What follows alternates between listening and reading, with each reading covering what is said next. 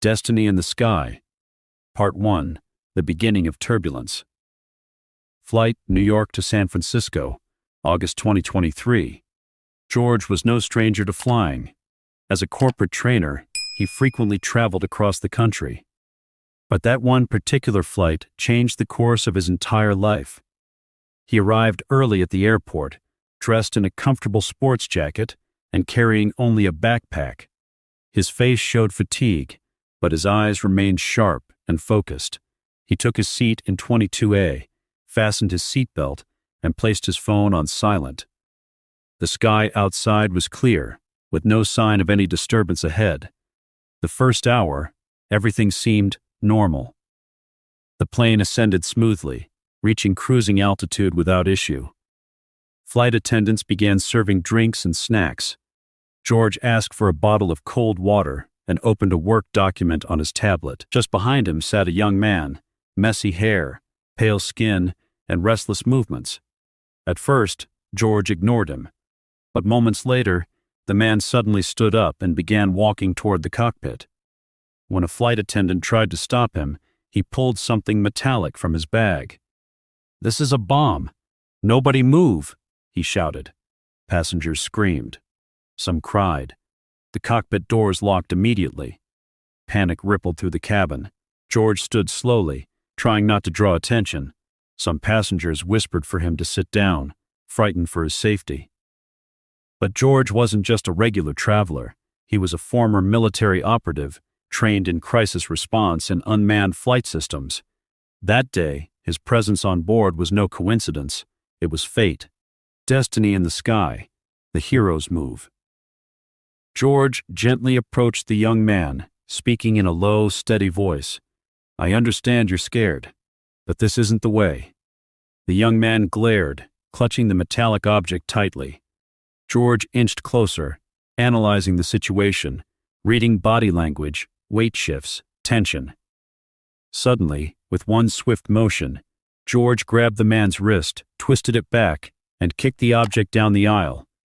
He tackled him to the floor, pinning him down with practiced precision. Several passengers gasped. A woman began crying softly in relief. Emergency landing and arrival. The pilot requested emergency clearance to land at LAX. Within minutes, the plane touched down safely. On the ground, police, SWAT, and news media swarmed the aircraft. George remained beside the subdued suspect, calmly catching his breath. At that moment, no one knew who he was, but the passengers quickly told the story. A week later, George stood in the White House as the president placed a medal around his neck. "This man saved hundreds of lives," the president declared. "A true hero." But George didn't see himself as one. For him, it was never about glory. It was about doing what was right when it mattered most. "Sometimes," George said to the press, "the biggest difference comes from the smallest decision. And in that moment, I chose to stand up." Destiny in the Sky. Part 3. The Truth No One Expected. 1 week later, federal investigation results. The nation was still buzzing about George's heroic actions aboard Flight 77. News anchors replayed the footage of police surrounding the aircraft. Social media called him a legend. He received thousands of thank you letters. But behind the scenes, investigators were uncovering something shocking. The bomb wasn't real. It turned out the young man George had tackled, Michael Torrance, was a former soldier who had been missing for months. He'd served in Iraq and suffered from severe PTSD. The object he held was nothing more than a disguised thermos wrapped in wires. Michael hadn't intended to harm anyone. He wasn't a terrorist. He was a broken man crying out for help in the only way he knew. George's guilt. When George read the FBI report, he didn't feel vindicated. He felt crushed. He sat in his apartment for hours, staring at the medal he had been awarded. The applause, the cameras, the headlines. It all felt wrong now. He wasn't trying to kill, George whispered to himself. He was trying to be heard. Haunted by that thought, George made a decision. He requested a special visit to the psychiatric hospital where Michael was now under care. A hospital visit. Redemption. A few days later, under tight supervision, George stepped into the hospital room. Michael was sitting by the window, thin, pale, staring into the sky, the same sky they had once shared at 30,000 feet. George walked up slowly, placed the medal on the table, and sat down beside him. "Michael," he said softly, "I'm sorry." Michael turned, his expression surprised. "You saved them," he replied.